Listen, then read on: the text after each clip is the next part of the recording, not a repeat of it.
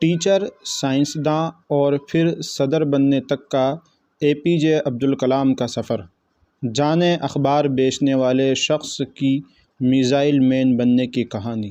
Doctor A پی جے عبدالکلام ایک متاثر کن شخصیت تھے، لیکن ان کی پوری زندگی لوگوں کے لیے ایک رہنما رہی۔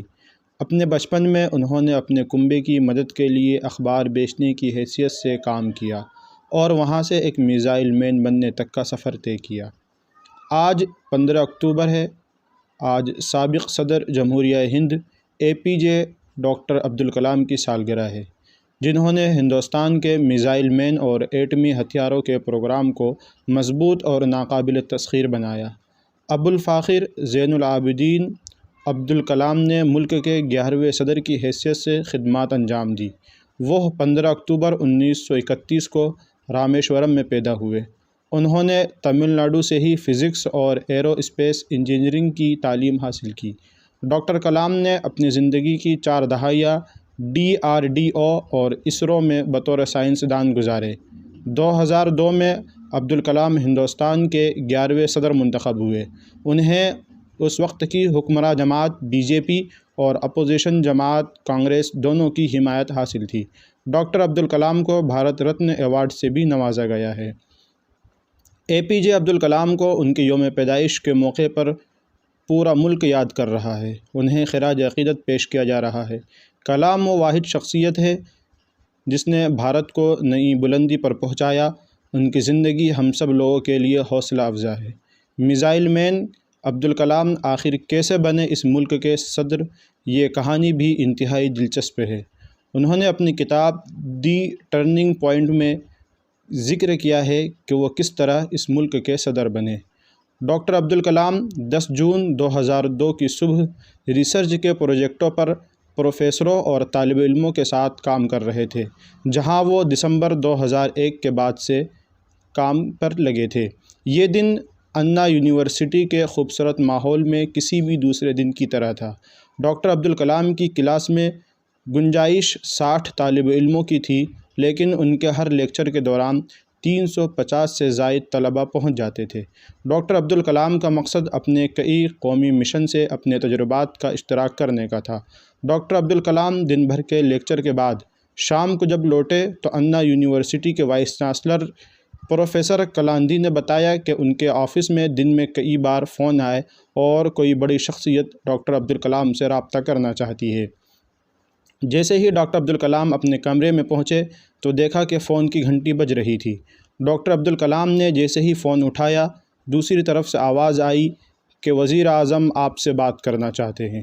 ڈاکٹر عبدالکلام وزیر اعظم سے فون کنیکٹ ہونے کا انتظار ہی کر رہے تھے کہ ڈاکٹر عبدالکلام کے پاس آندھرا پردیش کے اس وقت کے وزیر اعلیٰ چندرا بابو نائیڈو کا فون آیا۔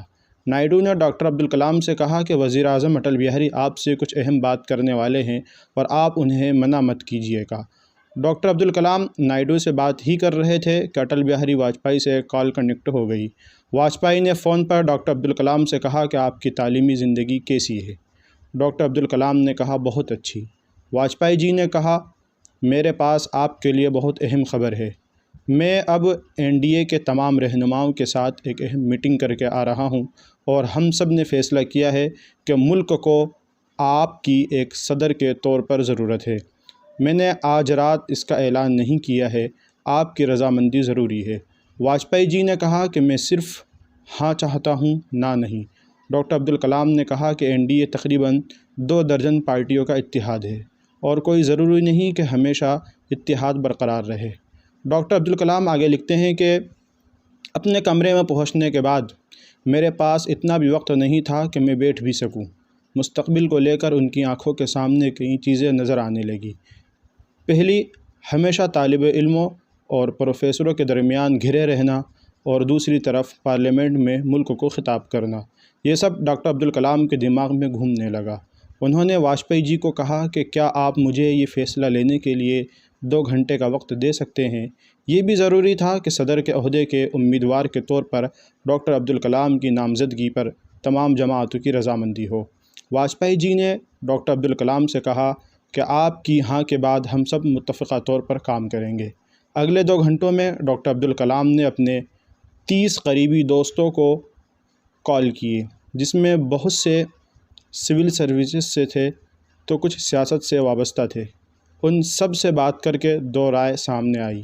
ایک رائے تھی کہ ڈاکٹر عبدالکلام فی الحال تعلیمی زندگی کا لطف لے رہے ہیں، یہ ان کا جنون اور پیار ہے، اسے پریشان نہیں کرنا چاہیے۔ وہیں دوسری رائے تھی کہ ان کے پاس موقع ہے بھارت 2020 مشن کو ملک اور پارلیمنٹ کے سامنے پیش کرنے کا۔ ٹھیک 2 گھنٹے بعد ڈاکٹر عبدالکلام نے واجپئی جی کو فون کیا اور کہا کہ میں اس اہم مشن کے لیے تیار ہوں۔ واجپئی جی نے کہا شکریہ۔ 15 منٹ کے اندر یہ خبر پورے ملک میں پھیل گئی۔ تھوڑی ہی دیر کے بعد ڈاکٹر عبدالکلام کے پاس فون کالز کا سیلاب آ گیا۔ ان کی سیکورٹی بڑھا دی گئی اور ان کے کمرے میں سینکڑوں لوگ جمع ہو گئے۔ اسی دن واجپئی جی نے اپوزیشن کی لیڈر سونیا گاندھی سے بات کی۔ جب سونیا نے ان سے پوچھا کہ کیا NDA کی پسند فائنل ہے تو وزیر اعظم نے مثبت جواب دیا۔ سونیا گاندھی نے بھی اپنی پارٹی کے ارکان اور اتحادی جماعتوں سے بات کر کے ڈاکٹر عبدالکلام کی امیدواری کی حمایت کر دی۔ ڈاکٹر عبدالکلام لکھتے ہیں کہ اچھا لگتا اگر مجھے لیفٹ کی بھی حمایت حاصل ہوتی، لیکن انہوں نے اپنا امیدوار نامزد کیا۔ صدر کی امیدواری کے لیے ڈاکٹر عبدالکلام کی منظوری کے بعد میڈیا کی طرف سے ان سے کئی سوال پوچھے جانے لگے۔ بہت سے لوگوں نے پوچھا کہ کوئی غیر سیاسی شخص اور خاص طور پر سائنسدان کس طرح ملک کا صدر بن سکتا ہے۔ تو اس طرح ڈاکٹر APJ عبدالکلام 25 جولائی 2002 کو بھارت کے صدر بنے۔ کل 2 امیدواروں میں کلام کو 9,22,884 ووٹ ملے، وہیں لیفٹ کے امیدوار کیپٹن لکشمی سہگل کو 1,07,366 ووٹ ملے۔ ڈاکٹر عبدالکلام ملک بھارت کے ایسے پہلے صدر ہے جن کا سیاست سے کبھی دور کا بھی تعلق نہیں رہا۔ یہ ہندوستان کے نائب صدر نہیں بنے بلکہ براہ راست صدر بنائے گئے۔ ڈاکٹر APJ عبدالکلام وہ شخص تھے جو پائلٹ بننا چاہتے تھے، لیکن کچھ وجوہات سے وہ پائلٹ نہیں بن سکے۔ انہوں نے پھر بھی ہمت نہیں ہاری۔ زندگی نے جو کچھ ان کے سامنے رکھا انہوں نے اسے آسانی سے قبول کر لیا۔ ان کا ماننا تھا کہ اگر آپ اپنی زندگی میں کچھ حاصل کرنا چاہتے ہیں تو آپ کا بلند حوصلہ ہی آپ کے کام آئے گا۔ ملک کے سابق صدر اور میزائل مین کے نام سے پہچانے جانے والے ڈاکٹر APJ عبدالکلام کی یوم پیدائش آج یعنی 15 اکتوبر کو ہے۔ ملک اس عظیم شخصیت کو ہمیشہ یاد رکھے گا۔ ان کے خیالات نوجوانوں کو حوصلہ بخشتے ہیں۔ آئیے آج کے اس خاص موقع پر ایسے ہی کچھ خیالات کو اپنی زندگی میں اتارتے ہیں۔ ڈاکٹر APJ عبدالکلام فرماتے ہیں، زندگی میں پہلی کامیابی کے بعد رکے نہیں، کیونکہ اگر آپ دوسری کوشش میں ناکام ہو گئے تو لوگ یہی کہیں گے کہ آپ کی پہلی کامیابی قسمت سے ملی تھی۔ سبھی چڑیاں بارش میں پناہ تلاش کرتی ہے، لیکن گروڑ اس کی پرواہ نہیں کرتا کیونکہ وہ بادلوں کے اوپر اڑتا ہے۔ انتظار کرنے والوں کو صرف اتنا ہی ملتا ہے جتنا کوشش کرنے والے چھوڑ دیتے ہیں۔ ناکامی کبھی مجھے پچھاڑ نہیں سکتی کیونکہ میری کامیابی کی تعریف بہت مضبوط ہے۔ زندگی میں مشکلیں ہمیشہ برباد کرنے کے لیے نہیں آتی ہے بلکہ یہ ہماری چھپی ہوئی طاقتوں کو باہر نکالنے میں ہماری مدد کرتی ہے۔ مشکلات کو یہ جان لینے دو کہ آپ اس سے بھی زیادہ مشکل ہو۔